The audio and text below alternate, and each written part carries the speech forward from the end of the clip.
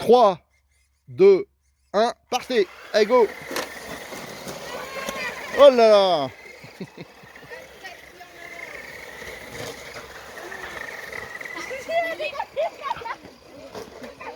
Ah bah là, vous suivez les voitures.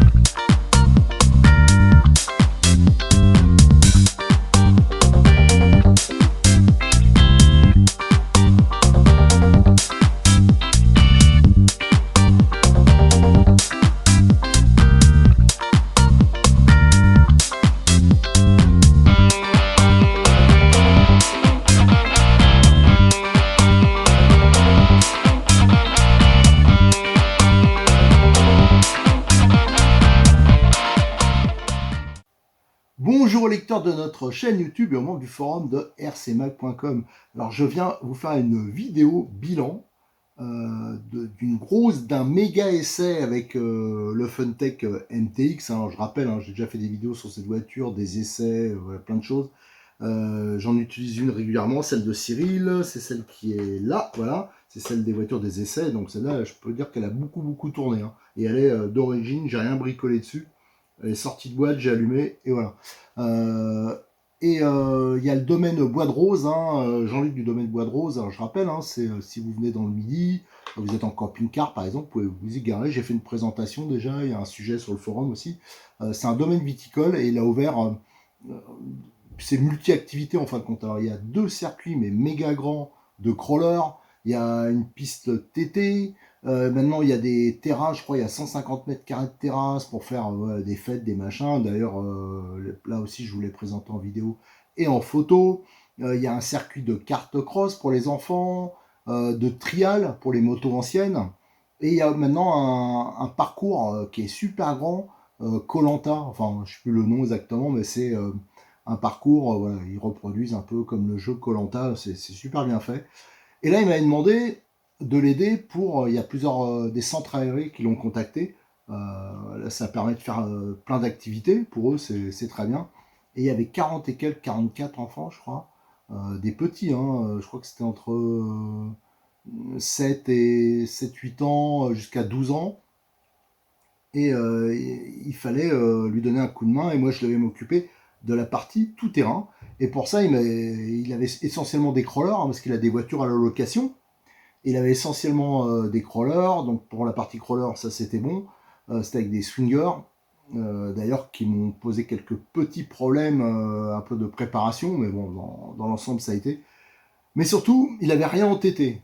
Enfin, pas des engins adaptés. Alors moi, je dis, au niveau budget, des voitures, il t'en faudrait au moins 5, parce qu'on avait regardé, c'était des groupes de 5 qui tournaient. Donc il a acheté, sous mes conseils, 4 MTX, et Cyril Domodis 34, tu lui as prêté celui-là, celui qui sert pour les essais. Alors moi, je lui avais conseillé le MTX. Pourquoi? Parce que c'est des voitures qu'on connaît bien, et surtout le MTX, ils ont résolu la plupart des problèmes que tu pouvais avoir sur les STX, les DTX. La voiture, elle marche vraiment bien. On peut limiter facilement, d'ailleurs j'en reparlerai, la puissance de la voiture. C'est hyper adapté à des gamins, et surtout tout ce qui est métallique, plastique, tout ça, c'est hyper solide. Alors je m'attendais qu'avec 40 et quelques gamins, plus les accompagnateurs qui les ont testé les voitures, et je m'attendais pas que ça soit aussi dur, quoi, que ça soit aussi compliqué. Alors je comptais faire des photos, des vidéos, d'ailleurs je vous les mettrai un peu à la fin, le peu que j'ai réussi à faire, mais c'était impossible parce que c'était non-stop. C'est-à-dire il y a un groupe qui partait, le groupe il restait longtemps, il restait bien un quart d'heure, ils tournaient. Le deuxième groupe arrivait, et eux, ils allaient sur un autre atelier, et ça a été ça du matin. Il y a eu une pause à midi, heureusement. Autrement, je succombais. Et jusqu'au soir, ils sont restés tard. Et les gamins, il y en a qui resquiaient, il y en a qui venaient. Enfin voilà, ça leur a énormément plu. Alors, il y avait le tracé. Alors, le problème déjà, c'est que le tracé, on a beau leur expliquer, ils écoutent rien. Et pourtant, c'est des gamins de petits villages, hein, c'est pas les plus difficiles. Alors, ils étaient gentils, y a pas de problème, mais dedans il y a toujours quelques phénomènes. Et ils étaient, voilà, ils ont bien compris tout de suite. Il y en a certains qui ont compris que le bouton, il y en a qui connaissaient déjà, et ils ont touché, ils ont dit à les copains, les boutons et les trucs étaient à fond. Et je peux vous dire que c'était les gamines surtout. C'est pas, j'essaye de prendre le virage. Hein. Sa piste, elle est en descente, comme vous pouvez le voir hein, sur les vidéos. Il y a encore, elle est encore en travaux. Il y a des poteaux, des trucs machin comme ça. Elle les prend à fond. J'étais fou. Sous le, il y a par exemple le podium, c'est un conteneur. Donc il y a des pieds en métal, quoi. À fond dedans, quoi. Mais quand je vous dis à fond, et pas chercher à éviter, quoi. Il y en avait, ça se voit que ça les amusait à vouloir casser le truc, quoi. Et j'ai dit, mais là, et surtout, c'était l'enchaînement. L'enchaînement, ça veut dire à peine qu'ils arrêtaient, on avait une autonomie, quand on les bridait, on avait calculé, on avait largement plus de 35 minutes, 40 minutes d'autonomie. Nous, quand on a fait le test avec deux voitures, sauf que eux, ils roulaient pas comme ça. Nous, on roulait sur le circuit, on prenait des virages, des machins. Eux, c'était des traversées, taquets, machin. Je te relève la voiture à coups de pied. Ça a été, je peux dire que les accompagnateurs qui sont avec eux, faut avoir par moment le moral. Mais bon, globalement, ça va, quoi. Mais je veux dire, toujours pareil, il y en a qui surveillent bien, d'autres qui surveillent pas du tout. Il y a des moments où j'avais les gamins, il n'y avait aucun surveillant avec. Là, c'était peut-être un poil plus compliqué, surtout pour leur faire comprendre, quoi, quand ils faisaient n'importe quoi, de leur dire non, mais suivez la trajectoire. Et eux, en fin de compte, ils suivaient la voiture, comme si elle était téléguidée. Et enfin, voilà, les voitures, moi, je suis sûr que sur le marché, il y a très peu de voitures qui ont résisté au traitement. Là, les MTX, ils ont quand même bien résisté, sauf qu'on a eu deux problèmes, et on a eu vraiment à la fin. Alors moi j'avais peur des problèmes électroniques parce que ça commençait à devenir chaud. Quand on arrêtait, la voiture, il venait me voir, la voiture elle avance plus, j'ai changé la batterie, il repartait. Donc la voiture, elle avait à aucun moment elle avait le temps de refroidir. C'est comme si on avait fait une endurance en fin de compte, hein, comme si on avait fait une, je sais pas, ça a dû tourner 7 heures les voitures, voire peut-être un peu plus, 8 heures, je sais pas, mais en permanence, à part la coupure de midi. Donc ça veut dire comme une endurance, c'est-à-dire vous arrêtez, l'accu est mort, hop, on change, ça repart. Hein. Aucun moyen de refroidir, de vérifier quoi que ce soit. Je vous montrerai, hein, je vous détaillerai ce que j'ai vu qui pouvait poser problème. Mais globalement, moi je trouve que l'essai a été hyper positif. J'ai une carrosserie qui est fendue un peu à l'arrière, mais là c'est la voiture qui a été notamment sous le conteneur plusieurs fois. Le gamin on lui dit non, mais ça l'amusait d'y aller, et il a continué à y aller. Alors ça c'était un peu problématique, quoi, quand il y en a un comme ça qui est un peu, enfin voilà quoi. Et le deuxième problème, c'est un moment j'ai vu il y avait une gamine et elle tenait la radio, elle la tenait comme ça. Voilà, alors elle bloquait le truc, il n'y avait aucune notion de frein, elle faisait tout droit et après elle laissait. Et je voyais, elle faisait des grimaces tellement qu'elle forçait sur le volant. Mais un truc de fou. J'ai dit, mais qu'est-ce qu'elle fait? Alors au début, je croyais qu'elle avait un petit problème ou un truc comme ça. Et en fin de compte, non, c'est qu'elle forçait. Voilà, ça tournait pas assez, ou alors elle pensait qu'il fallait que le volant il tournait comme sur une voiture normale, quoi, tu sais, qu'on fait plusieurs tours. Et elle a défoncé le volant. Mais je vais vous le montrer. Et malheureusement, c'est pas réparable. Enfin, je vois pas comment on peut réparer ça. Je vais vous montrer. C'est en fin de compte le système. Il y a un méplat derrière le volant et qui entraîne. C'est là que vient se mettre le système avec le ressort, tout ça. Et elle, les bords, ils se sont arrondis. C'est-à-dire que le volant, il tourne comme ça. Et j'ai bien peur que la radio elle soit blette. Alors ça, c'est pas un défaut de la marque, c'est une mauvaise utilisation. Ça, je pense avec n'importe quelle radio, elle aurait forcé comme ça, ça aurait lâché. Par contre, que ça soit, j'ai eu absolument, même avec les batteries, j'ai eu pas une panne, un problème les batteries elles chargeaient bien. C'est des batteries en plus qui supportent bien. À peine qu'on avec des lipos, je suis pas sûr qu'ils auraient aimé hein, les batteries. Sans un, on les chargeait. On en avait que 4 d'avance. On avait disons 5 voitures et 4 batteries, donc 9 batteries. Et il fallait faire avec ça.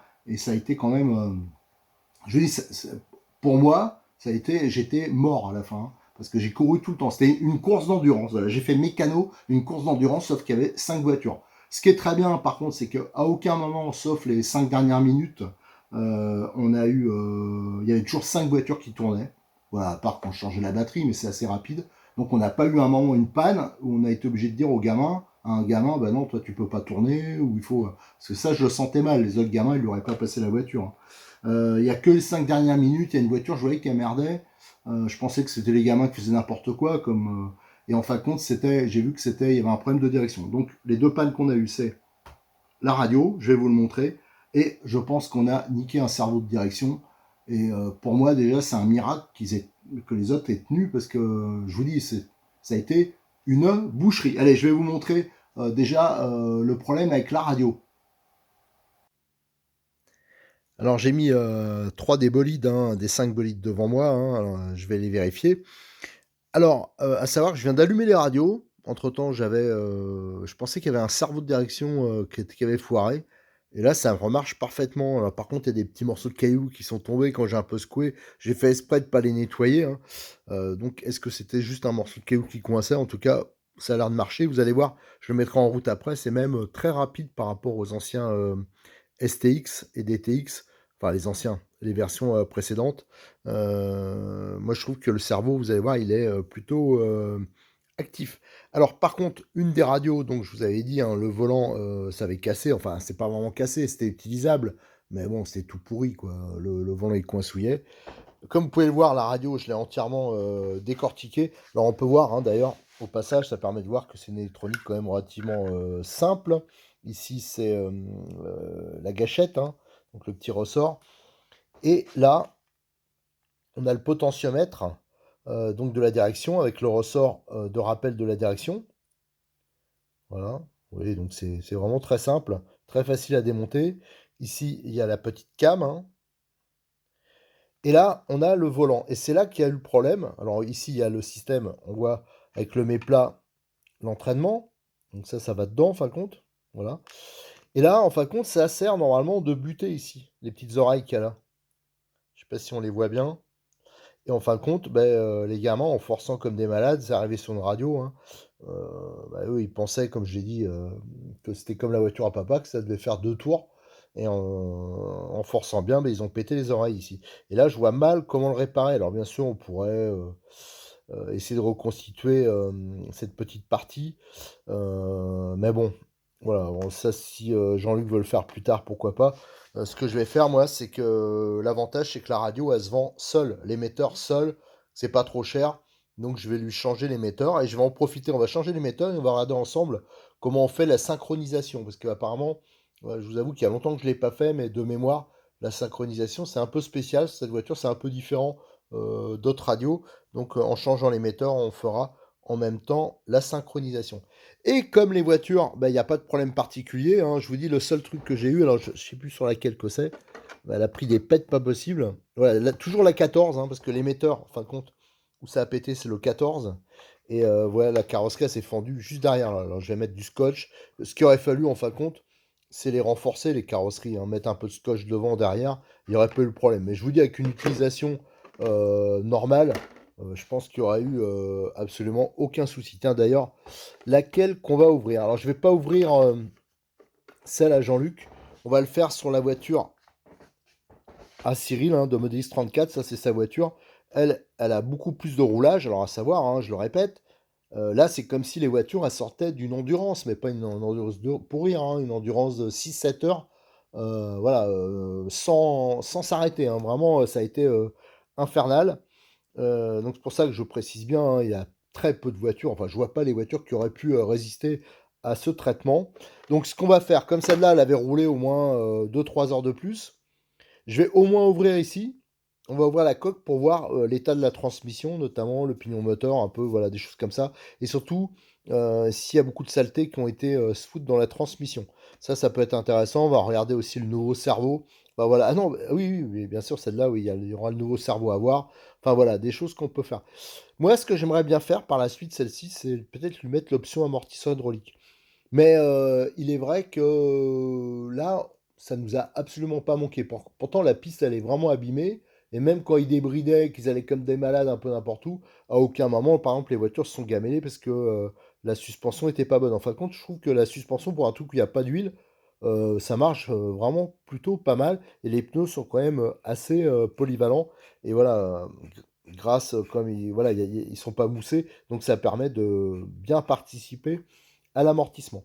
Alors, ce qu'on va faire, je pense que je vais aller lui passer un coup de soufflette à la voiture. On va lui passer un coup de soufflette et après, on va ouvrir la coque. Enfin, le demi-carter supérieur.